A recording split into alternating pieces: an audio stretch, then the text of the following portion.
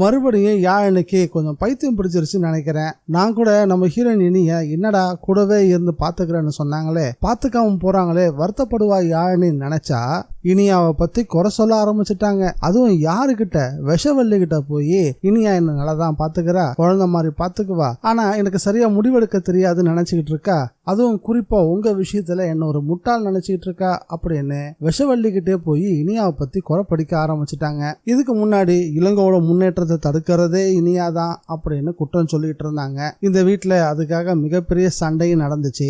இப்போ புதுசா இன்னொரு வகையில குறை சொல்ல ஆரம்பிச்சிருக்காங்க. இது போதாதுன்னு நான்லாம் கர்ப்பமாயிட்டேன், இன்னும் ஒன்னால ஆக முடியல அப்படின்னு குத்தி காட்டிட போறாங்க. அதை விட ஒரு வழி இனியாவுக்கு இருக்கவே முடியாது. யாழினியோட இந்த பேச்சு உங்களுக்கு கோபத்தை ஏற்படுத்துச்சா இல்லையான்றத மறக்காம கமெண்ட்ல பதிவு பண்ணுங்க. வணக்கம் மக்களே, வெல்கம் டு TNVG ரிவ்யூ. நம்ம சேனலுக்கு நீங்க ஃபர்ஸ்ட் டைம் வந்திருக்கீங்கன்னா சப்ஸ்கிரைப் பட்டனை பிரஸ் பண்ணி நம்ம சேனலுக்கு சப்போர்ட் பண்ணுங்க. அப்படியே இந்த வீடியோக்கு ஒரு லைக்கையும் கொடுத்துருங்க.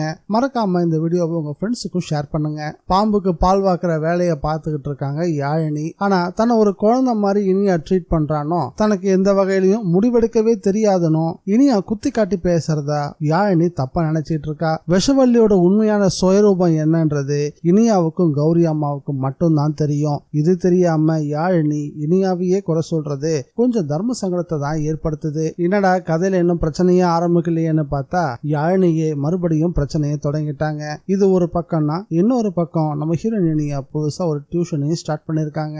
அந்த டியூஷனுக்கான ஏற்பாடுகளை நம்ம ஹீரோ விக்ரம் பலமா ரெடி பண்ணி கொடுத்திருக்காரு. டியூஷனுக்கு வித்யான்ற பொண்ணு வந்துகிட்டு இருக்கா. அடுத்த கட்டமா இந்த டியூஷனை வச்சு பிரச்சனைகளை உருவாக்க போறாங்களா, இல்ல அந்த பொண்ணுக்கு ஏதாவது பிரச்சனை ஏற்பட்டு அதனால நம்ம ஹீரோ விக்ரமும் இனியாவும் அவமானப்பட்டு நிக்க போறாங்களான்றது தெரியல. போக போக தான் அந்த கதையோட போக்கே புரிய ஆரம்பிக்குன்னு நினைக்கிறேன். எனக்கு தெரிஞ்சு ரகுவோட கதையவே இன்னும் கொஞ்சம் எக்ஸ்டெண்ட் பண்ணி கோர்ட் வரைக்கும் போய் சம்பந்தப்பட்ட நபர்களை அரெஸ்ட் பண்ற மாதிரி கொண்டு போயிருந்தா கூட சுவாரஸ்யம் கொஞ்சம் அதிகமா இருந்திருக்கும். ரகுவோட கேஸ ரொம்ப சிம்பிளா முடிச்சு வச்சுட்டாங்க. இத பத்தி உங்களுடைய கருத்து என்னன்றத மறக்காம கமெண்ட்ல பதிவு பண்ணுங்க.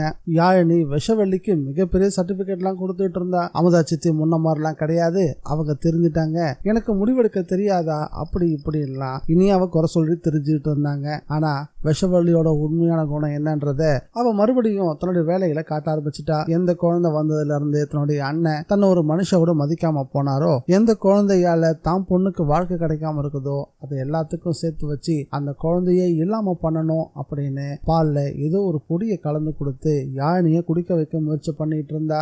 அமுதா சித்தி கொடுத்தா நல்லதுதான் கொடுப்பாங்க, கெட்டது பண்ணவே மாட்டாங்க அப்படின்னு அதீதமா நம்பிக்கிட்டு இருக்க யாழினி அது என்ன ஏதுன்னு கூட யோசிக்காம வாங்கி குடிக்க போனாங்க.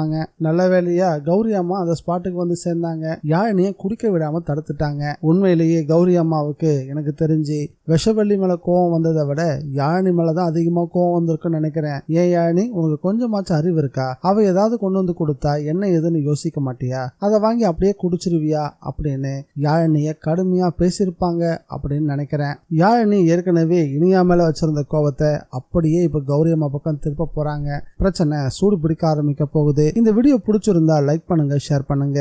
மீண்டும் அடுத்த வீடியோல சந்திக்கலாம். Bye guys.